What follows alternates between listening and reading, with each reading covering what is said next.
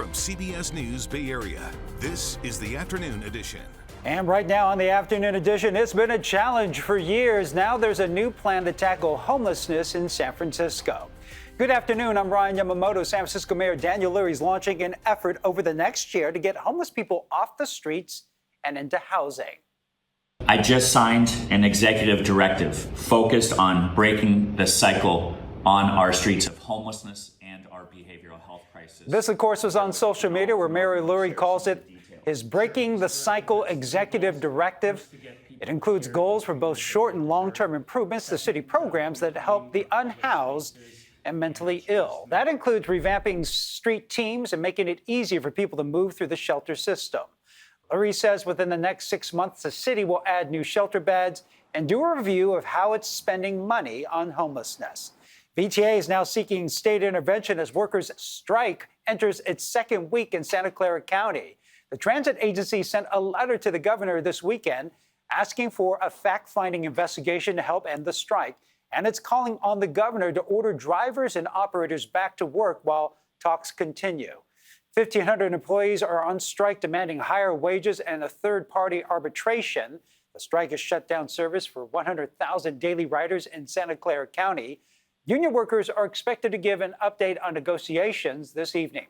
It is the first day of early voting in Oakland's special mayoral election. Mail-in ballots will start arriving today. Voters can leave them in ballot drop boxes or mail them back to the county registrar's office. You can also cast ballots at the registrar of voters' office. 10 candidates are up for mayor, including former Congresswoman Barbara Lee and former city council member Lauren Taylor. And in San Francisco, the city has just begun its annual beach erosion project, taking advantage of the Great Highway closure. City workers have started moving 40,000 cubic yards of sand from the north side of Ocean Beach to the south side. This will happen for the next 7 weeks, where crews will use the recently closed Great Highway to transport that sand.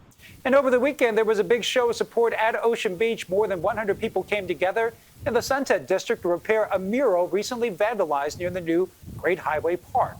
It was tagged less than a day after a section of the highway was permanently closed to cars.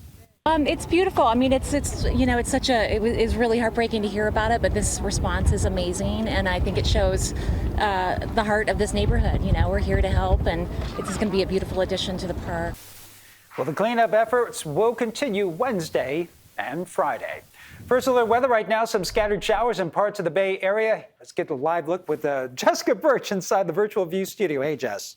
Oh, yeah. Mixed bag of sunshine, some cloudy skies, and then thunderstorm activity, too. Right now, all the way down into Santa Cruz area, we're watching this develop, pushing in from offshore.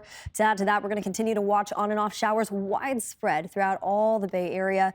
Into the afternoon hours today. By the evening hours tonight, the system moves to the south. I'll show you that in just a second. But let's start off down south, where some of the heavier activity is currently falling. You take a look at Milpitas, San Jose, all the way over into Sunnyvale. We're dealing with some very active weather right now. Light to moderate showers in the forecast. That'll continue to track off into the east as we head into the next 15-20 minutes. And as we take a look at areas like Fremont, all the way down into areas like Kirtner too, we're seeing that exact same line of rain move its way off to the east. Now you head up a little bit more north, we're seeing partly cloudy skies up in the North Bay right now. Some light showers sweeping throughout our communities, anywhere from Santa Rosa down into the Marin Headlands. But here's what's going to happen. We head into the afternoon hours today around 3 or 4 o'clock. The atmosphere above us is still very unstable. And that means that we could see on and off showers and chances for thunderstorms as we head into the afternoon hours today, clearing up into the overnight hours tonight, leaving behind about 1/100 of an inch of rain throughout most of the Bay Area. I'll have what's coming up for the full week's forecast in just a bit, but for now, back to you. All right, thanks, Jess. On the Money Watch, some good news at the pumps as gas prices dip slightly across the Bay Area. According to Gas Buddy, gasoline prices in San Francisco dropped by more than 11 cents, now averaging $4.67 per gallon. While still high, this marks a more than 37% drop from a month ago. In Oakland, the average sits at $4.69, down 6 cents. In San Jose, it's $4.67, down about 3.5 cents from last week. Check out Wall Street. Here's a live look at the big board right now, and you can see the Dow is surging. It's definitely in positive territory, and a bit of a spike right there as we're now trending up 470 points. Chipmaker NVIDIA's conference starts today in San Jose, showcasing the future of artificial intelligence. It's expected to draw some 25,000 people for a week of lectures and workshops. The The conference will feature about 2,000 speakers with a keynote address by NVIDIA CEO Jensen Huang tomorrow. Another 30,000 people are expected to attend the conference virtually. And the White House is standing by President Trump's decision to invoke a little-used wartime law to deport accused gang members. CBS reporter Tareen Small has the latest from Washington. The government of El Salvador released video of what it says are planes from the U.S. carrying nearly 250 Venezuelan migrants, many accused gang members. President Trump invoked the Alien Enemies Act to carry out the quick deportations without the usual legal steps. This is a time of war because Biden allowed millions of people, many of them criminals, many of them at the highest level. These were bad people. On Saturday, a federal judge ordered the flights to return to the U.S., but the Justice Department said the planes had already left U.S. territory, so the courts had no jurisdiction. I stand by everything we did this weekend, and I think the president keeping his promise to the American people. The Alien Enemies Act has only been invoked 3 times in U.S. history. President Trump's use of it in this circumstance has sparked lawsuits. The law is crystal clear that it can only be used in a declared war or where a foreign government or nation is actually and militarily invading our country. That is not the situation here. President Trump is also warning his political rivals that they are now subject to investigation, even though many of them already received preemptive pardons from former President Biden. In a social media post, Trump claims Biden's pardons of members of the January 6th Select Committee are void because he says Biden's signature was done by AutoPen, and he claimed without evidence that Biden was unaware of the pardons. Among those who received preemptive pardons, Democratic Congressman Benny Thompson and former Congresswoman Liz Cheney. And the Justice Department said 2 decades ago that the president can use an auto pen to sign legislation, and the Constitution imposes few limits on the president's pardon power. Still ahead at noon and streaming on CBS News Bay Area, let the madness begin. A look at the favorites in the NCAA tournament ahead, including one Bay Area team. And step 1 complete in the effort to get these astronauts home, while it will take to get them the rest of the way. And here's a live look outside before we head to the break. Beautiful shot of the city skyline right there. We'll be right back.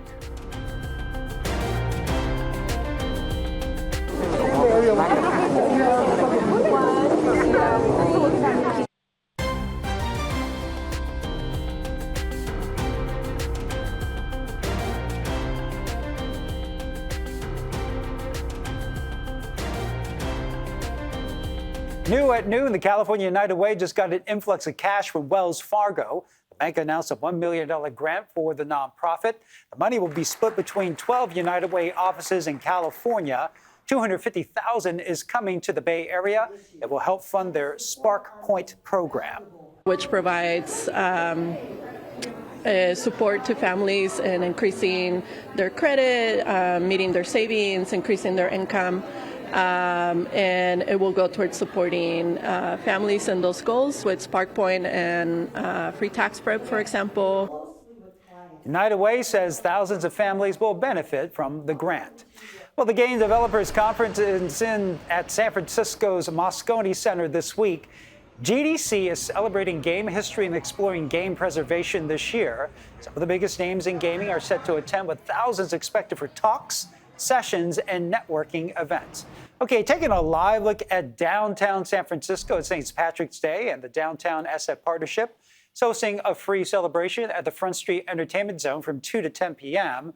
You can indulge in tasty Irish food, sip on some festive drinks, maybe a green beer, enjoy live performances from local acts. The event is a collaboration between local favorites like Harrington's Bar and Grill and Schroeder's. Okay, to this area right now where the latest weather system left quite a bit of snow.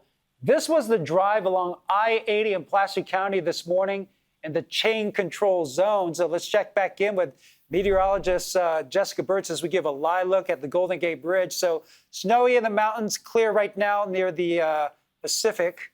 Looking pretty good right now. Hey, Jess. Oh, yeah, but look at that camera shaking. It's breezy out there, and we are still dealing with on and off showers right now here locally as our friends up in the Sierra continue to see more snow from the exact same system. So let's zoom in a little bit closer to our first alert Doppler, all the way back down to the south where the bulk of the action is currently happening. We're going to continue to see on and off showers in the forecast widespread throughout the Bay Area as we head into the afternoon hours today. From Milpitas over into Saratoga, San Jose, right in between, we're seeing some light to moderate rainfall. Off into the East Bay, it's clear near Fremont now, but that same exact system that brought in showers about 10 minutes ago continues to track off into the east. To add to that, we're seeing light showers up in the North Bay right now. That'll look a lot different throughout the next couple hours. We'll continue to see partly cloudy skies in the forecast all day long, but at times we could see some thunderstorm activity as the atmosphere above us is still very unstable. Now, this exact same system moves to the south as we head into the afternoon hours today. I'll show you that on a large scale so you can see it. As that moves to the south, we're left with clear conditions for Tuesday. So take advantage of that, because once we head into our Wednesday forecast, we're gearing up for another system bringing in more rain right around the corner. That'll happen as we head into Wednesday evening, but this exact same cold front that sweeps throughout the Bay Area Wednesday evening, it's looking pretty light for the most part. Light showers expected anywhere from Santa Rosa down into the Santa Clara Valley as we head into Wednesday evening. And as we take a quick look at the next 7 days, watch what happens for us. We're gearing up for daytime highs to mostly still stick in the 50s and 60s. That's nothing to write home about. But we have a wet day today, a dry day tomorrow, another wet day into our forecast Wednesday like you just saw. But then we're gearing up for more dry days ahead of us. Thursday, Friday, Saturday, pretty mild for the most part. We actually warm up a lot as we head into Sunday. As high pressure starts moving in from offshore, that's going to warm us up a lot into next week, to the point where our inland areas are actually going to see 70s just by Sunday. We could potentially even see 80s as we head into next Monday's forecast. So a pretty big contrast compared to what we have right now, but here's the next 7 days in total. It's pretty mild for the most part here in the Bay, but we will keep you updated with those rainfall totals. For now, back over to you. Well, it is Developmental Disabilities Awareness Month, and we are highlighting a program in the North Bay, helping young adults build the necessary skills for independent living. Alex Glassberg has been attending workshops at Supported Steps Services in Santa Rosa. Through art classes with his instructor, JC, Alex says he has learned skills to cope with stress, including expressing himself through art and learning other skills like personal care. That has brought him one step closer to reaching a long-term goal while navigating life's challenges with autism. It's time for me to shine, which means it's time for me to move out and be myself as I could be. I'm also neurodivergent as well, and I feel like a lot of the resources that I didn't receive as a kid, I'm able to kind of provide whatever level it is. While Alex has overcome some major hurdles, is taking some big steps these days. You're going to hear from his new boss and from Alex at work when we share his full story tonight at 5 right here on KPIX. Still ahead, coming home after an extended stay in space, plan to get these astronauts finally back to Earth.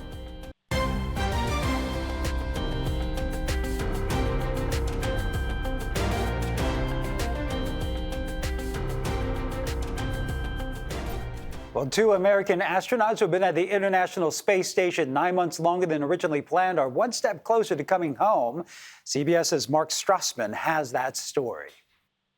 Ignition and liftoff. Finally, the beginning of the end, launching an overdue homecoming for Butch Wilmore and Sonny Williams. After liftoff Friday night, their replacement crew, 4 fresh astronauts, led by Commander Ann McClain, arrived at the space station early Sunday morning. Among the welcoming party, Wilmore and Williams. It was a wonderful day. Great to see our friends arrive. So thank you so much. After a short handover, Wilmore and Williams, along with NASA astronaut Nick Hague and Russian cosmonaut Alexander Gorbanov, will board a different SpaceX capsule and return to Earth on Tuesday. People are always ready to get back home. Ken Bowersox, a former astronaut himself, now leads space operations for NASA. It's always a little bittersweet, right? You miss your family, but you love being on space station. How do you think they've handled it, all the attention? Butch and Sonny have been great. I can't say enough positive things about them and how proud I am of them. Wilmore and Williams' space saga is unlike any in recent memory. Back in June, their ride to the ISS developed propulsion problems. Their original 8-day mission stretched into more than 9 months. I'm looking forward to sitting across from them and hearing about their perception of how things went and all about their time on orbit. And what a story they'll have to tell. Well, there are a lot of ways to listen to music these days. Coming up, the rising favorite and which methods are seeing declines.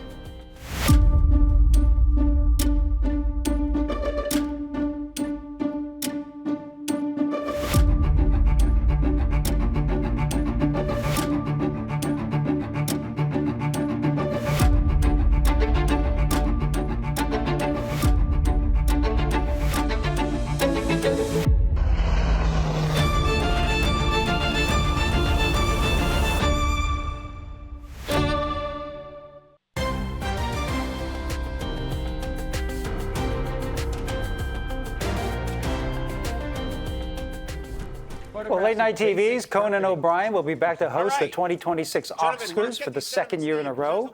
The Academy Award says this year's Oscars delivered a 5-year high in views and got more than 100 million interactions on social media. Well, some new research looks at how people prefer to listen to music these days, and it's not good news for live performers.